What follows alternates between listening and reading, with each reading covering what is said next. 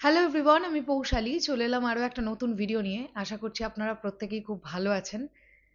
কিছুক্ষণ আগে কালা হিরানের অফিসিয়াল ফার্স্ট লুক ড্রপ করা হয়েছে। এই সিনেমাটিকে নিয়ে প্রচুর কন্ট্রোভার্সি হচ্ছে, হওয়াটাই খুব স্বাভাবিক।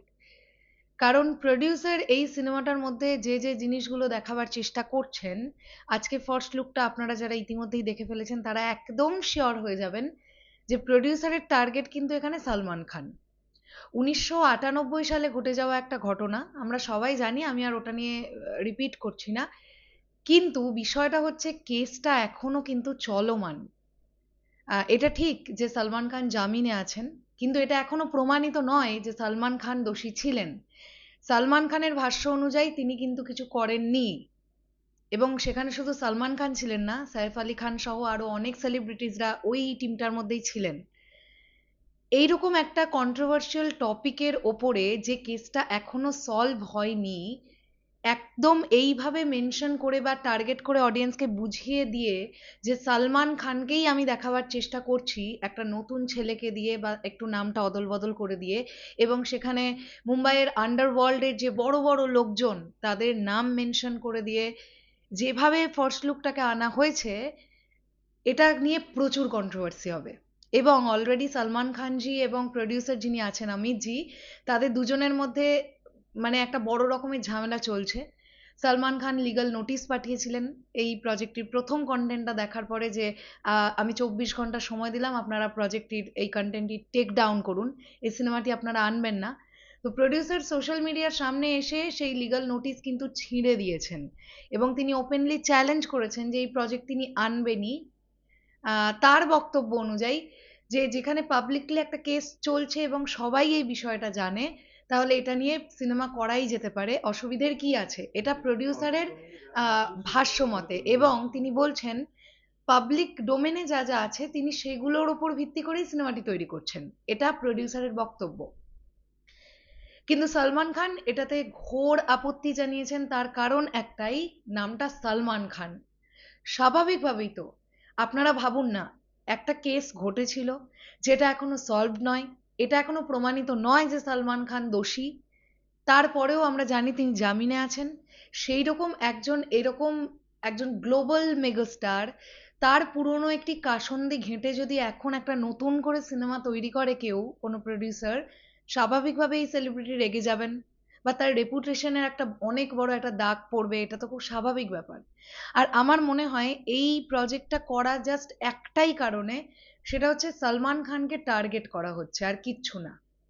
তাই যদি বলেন তাহলে এরকম প্রচুর সেলিব্রিটিসদের পুরনো পুরনো ক্লেচ্ছা আছে, যেগুলো নিয়ে যদি সিনেমা বানানো শুরু হয় অনেকেরই কিন্তু কাপড় খুলে যাবে। আমি বুঝতে পারলাম না এই বিষয়টা কেন অ্যাকচুয়ালি হচ্ছে, মানে আর কি সত্যিই সিনেমা বানানোর কোনো টপিক ছিল না?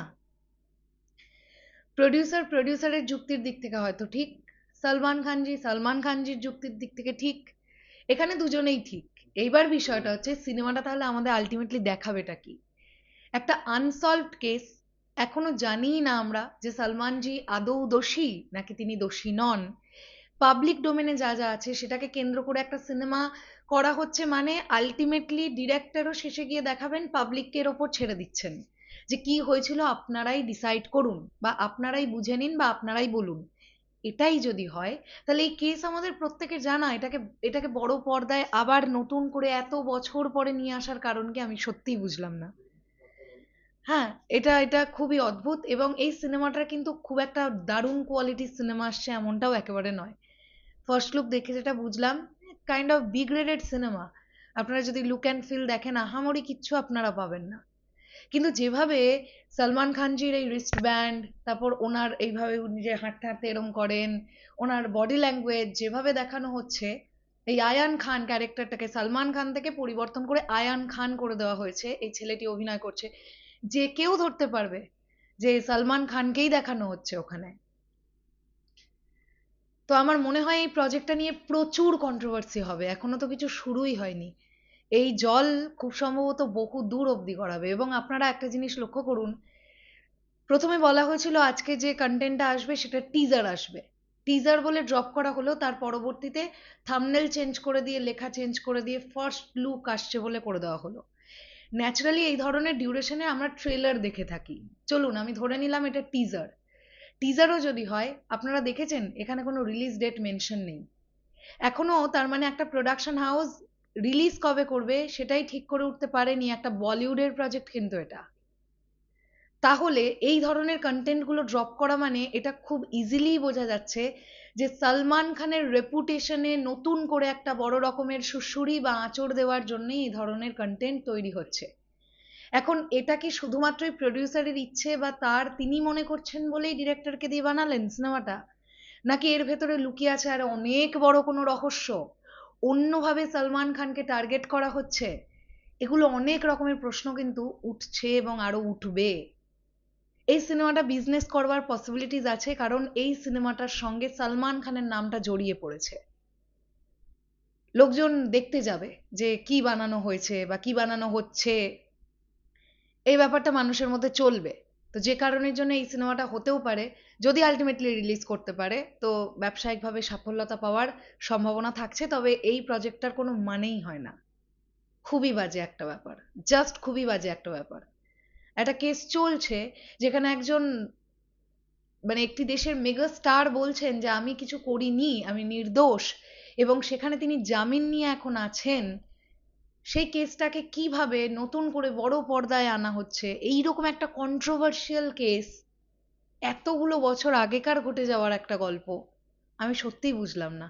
যাই হোক, যারা করছেন তারা বেটার জানেন হয়তো। দেখা যাক, সিনেমাটা আসুক, ডেফিনেটলি দেখবো। তবে আমি এটা দেখার জন্য খুব এক্সাইটেড হয়ে থাকলাম যে সিনেমাটা আলটিমেটলি শেষ করে কিভাবে, মানে লাস্টে ক্লাইম্যাক্সে গিয়ে কি দেখাবে আমাদের। কিছুতেই দেখাতে পারবে না যে সালমান খান দোষী, কারণ সেটা প্রমাণিতই নয় এখনো। শেষ করলাম ভিডিওটা, আসছি আবার খুব শিগগিরই, তাহলে এখনের জন্যে টাটা।